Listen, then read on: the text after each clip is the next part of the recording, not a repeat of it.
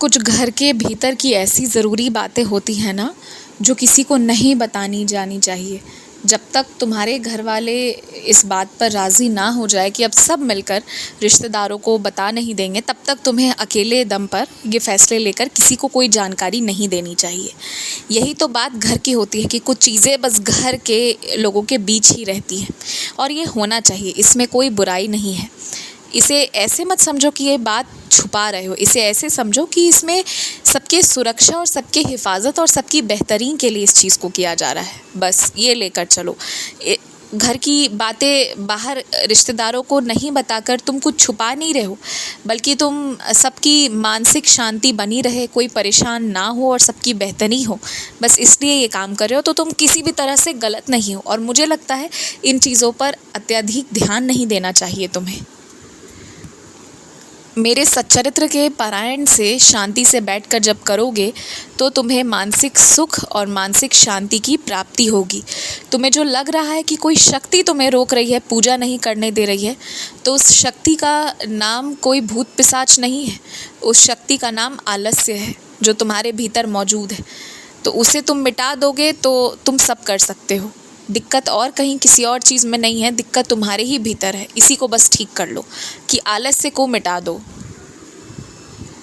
हालांकि मेरे आशीर्वाद से ना आज रात तक तुम बहुत सारे काम अपने निपटा लोगे। कल का तुम्हें लगेगा कि अरे मैंने बहुत कुछ कर लिया है, वाकई में तुम बहुत कुछ आज करके ही सोगे। आज की रात थोड़ी कड़ी मेहनत मैं तुमसे करवाऊंगा ताकि कल तुम खुश रहो कि मेरा आधा से ज़्यादा काम हो चुका है। एक बात और समझो कि मान लो किसी जगह पर तुम्हें किसी काम को 1 घंटे में बस करके दिखाना है, तो उसकी तैयारी उस हिसाब से करो, और जहाँ तुम्हें उसे 3, 4, 5 घंटों में करके दिखाना है तो उसकी तैयारी उस हिसाब से करो। मेरे कहने का अर्थ ये है कि तुम्हें जहाँ जितना समय दिया जा रहा है उसी से समझो कि उस चीज़ की कीमत कितनी है और उसके लिए तुम्हें कितना मेहनत करना है।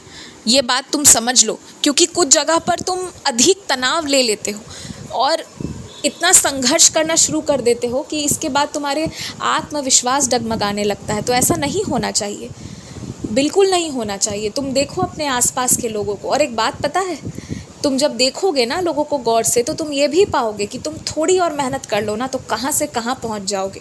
क्योंकि आज के समय में ना असलियत तो यही है कि मेहनती लोग हैं ही नहीं।